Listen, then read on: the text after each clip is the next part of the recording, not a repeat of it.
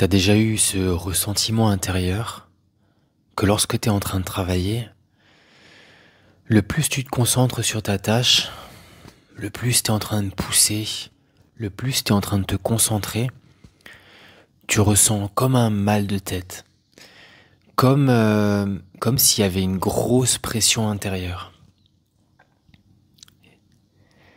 comme si ton corps était en train de te parler. Et je sais que ce que je vais te dire, c'est pas forcément agréable ou ça n'apporte pas de satisfaction, mais en tout cas, c'est un bon indicateur par rapport à la vie. C'est comme si ton corps était en train de te dire, allô, la tâche que tu es en train de faire maintenant, ce que tu es en train de faire maintenant, ça n'est pas ton plein potentiel. Ce que tu fais va peut-être t'être utile parce que ton intellect, ton mental, a jugé que cela te serait utile, mais dans l'accomplissement de tes désirs les plus élevés, dans l'accomplissement de tes expériences de vie qui te seront les plus profitables et donc qui t'apporteront le plus de satisfaction, ce que tu es en train de faire ne fait pas partie de ces désirs essentiels, de ces expériences essentielles à ta vie, à toi. Et je sais que c'est pas forcément agréable à écouter, même moi, quand j'exécute des tâches de temps en temps, des tâches comme monter mes podcasts, comme éditer mes vidéos, faire de la logistique en fait avec mon ordinateur, c'est quelque chose que j'aime faire intellectuellement, mais en tout cas en termes de ressenti dans mon corps, je ressens comme une tension intérieure, une forme de résistance. Ça chauffe dans ma tête, et il y a, comme qui dirait, une tension à l'intérieur, même si elle est petite, qui se crée. Et toi qui écoutes ce podcast, tu vas peut-être te dire, oui, effectivement, pour nous les êtres humains, c'est pas bon de travailler trop longtemps sur des outils tels que les ordinateurs, les téléphones ou peu importe. Oui et non. Moi, je connais des personnes avec qui je travaille et je pense que c'est vraiment leur prédilection que de travailler sur des ordinateurs ou sur des outils en tout cas. Sur des outils tels que des téléphones, des enregistreurs, enfin peu importe. Parce qu'en fait, quand eux sont en train de travailler là-dessus, le temps n'existe plus. Ils tirent une réelle satisfaction dans le moment présent lorsqu'ils sont en train d'accomplir cette tâche. Et moi, je trouve que c'est ça qui est merveilleux. Parce que ça veut dire qu'en fin de compte, sur Terre, chaque être humain a des désirs qui lui sont spécifiques. Et lorsque l'on accomplit les désirs qui nous sont propres, et que chaque être humain va accomplir les désirs qui lui seront propres, nous, tous les êtres humains, on va former un cercle, mais hyper harmonieux, parce que chacun va venir faire ce qui lui est propre et ce qui sera complémentaire aux autres dans la communauté humaine. Tu vois, il y a peut-être une personne, elle va tirer une satisfaction colossale que de travailler dans un champ. Il y en a un, il va tirer une satisfaction très grande que de travailler sur un ordinateur. Et chaque être humain, en fait, il va tirer une satisfaction énorme de par ses désirs uniques à lui. Mais la question c'est, est-ce que moi, est-ce que toi, on a vraiment compris quelle est notre raison d'être? Quelle est notre mission de vie? Quelle est cette chose qui, lorsqu'on l'a fait, on ressent une satisfaction tellement grande que le temps n'existe plus, et lorsque on est en train d'effectuer cette tâche, lorsque l'on est en train de faire l'expérience de la réalisation de ce désir, le temps n'existe plus, mais on est en train de se réénergiser dans l'accomplissement de cette action et dans l'accomplissement de cette expérience. Et en fin de compte, c'est que de la satisfaction.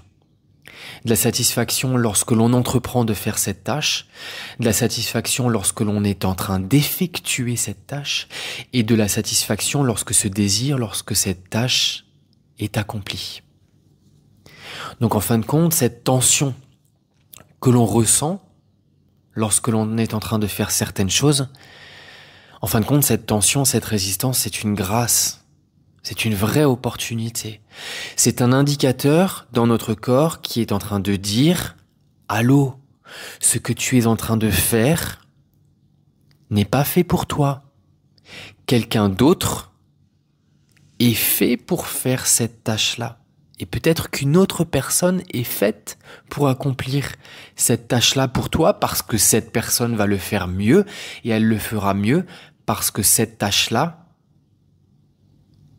c'est sa vraie satisfaction à elle, c'est sa mission de vie, c'est sa raison d'être. Tu vois, peut-être que... Je te donne un exemple. Moi, par exemple, l'une des choses où je tire un plaisir colossal, c'est de faire des grandes expéditions spirituelles dans la région himalayenne du nord de l'Inde et d'aller à la rencontre des grands maîtres dans les grands monastères de cette région himalayenne, de ce plateau himalayen qui est à 4000 mètres d'altitude. Moi, j'adore me balader là-bas et discuter avec eux. Quand moi je fais ça, le temps n'existe plus. Mais par contre, si je dois m'enregistrer en train de le faire, me filmer, c'est quelque chose où j'ai pas de plaisir en fait. Mais je ressens un grand bonheur que de le partager avec les autres pour que ma communauté, mes amis, les gens qui m'entourent puissent bénéficier en fait de ce voyage. La vie est peut-être en train de me dire, filmer ton voyage, l'enregistrer, le partager sur les réseaux sociaux, ça n'est pas fait pour toi.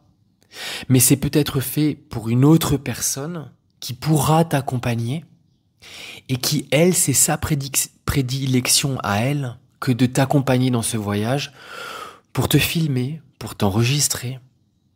Et alors après, il y aura encore peut-être une autre personne pour qui ce sera la raison d'être et la mission de vie, que d'éditer la vidéo, que d'éditer ce voyage et de le partager sur les réseaux sociaux, pour que les autres puissent le visualiser, et etc., etc.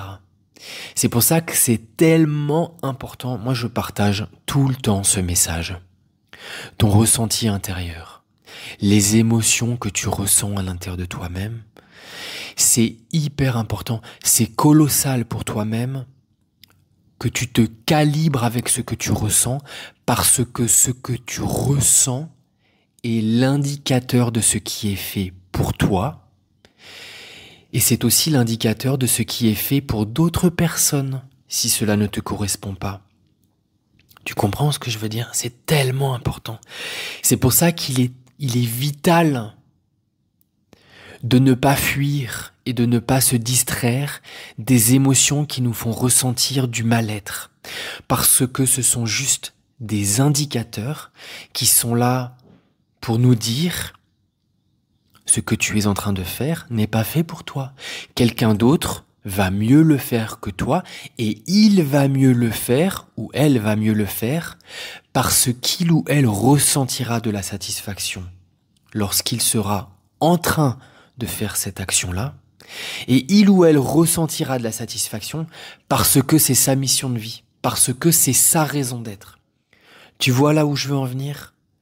Tout ce qui te procure du bien-être, de la joie, tout ce qui te procure un ressenti, une émotion de satisfaction telle que le temps n'existe plus, ça, c'est fait pour toi. Continue de faire ces choses-là. Coupe ton mental qui est en train de te dire « Mais ne fais pas cette chose-là, elle ne t'apportera rien. » T'es pas en train de gagner de l'argent quand tu fais ça. T'es pas en train de générer de l'abondance. T'es pas en train de ceci ou de cela. On s'en fout de ce que le mental dit. Écoute ton cœur. Ton cœur te donne des ressentis de bien-être. Si tu as du bien-être, alors c'est que tu es sur le bon chemin.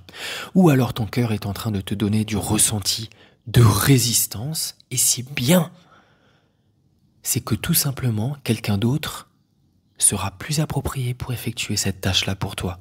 Alors ne la fais pas et réfléchis à comment tu peux partager cette action que tu dois accomplir avec quelqu'un d'autre qui pourra l'accomplir pour toi. Là où je veux en venir, c'est que écoute toujours ton ressenti intérieur. Si tu te sens bien, c'est que tu es sur le bon chemin. Si tu ne te sens pas bien, c'est juste que tu dois te recalibrer avec des actions qui sont faites pour toi. Et alors peut-être que tu peux partager ces actions qui te procurent de la résistance avec d'autres personnes. Tu te rends service parce que ton action sera accomplie par quelqu'un d'autre, tu n'auras pas besoin de la faire. Mais surtout, tu vas donner l'opportunité à une autre personne de ressentir de la satisfaction en accomplissant cette tâche qui n'est pas faite pour toi, mais pour cette personne. Tu vois là où je veux en venir ? Je l'espère. En tout cas, n'hésite pas à écouter cet audio, ce podcast, ce message plusieurs fois, parce qu'il est tellement important.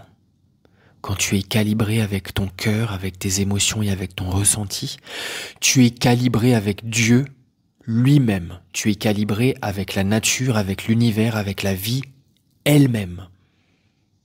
Voilà. Écoute-toi. N'écoute jamais les autres. N'écoute même pas les retranscriptions des livres les plus saints. N'écoute pas ce qui est extérieur à toi-même. Écoute ton ressenti. Ton ressenti, c'est le message de la divinité qui est à l'intérieur de toi-même, divinité qui n'est rien d'autre que toi-même. Voilà. C'est terminé pour aujourd'hui. Je t'envoie plein d'amour. Et si tu le souhaites, tu peux rejoindre ma communauté WhatsApp ou tout simplement ma communauté en allant sur mon site internet olivierhirion.com. Je t'envoie plein d'amour.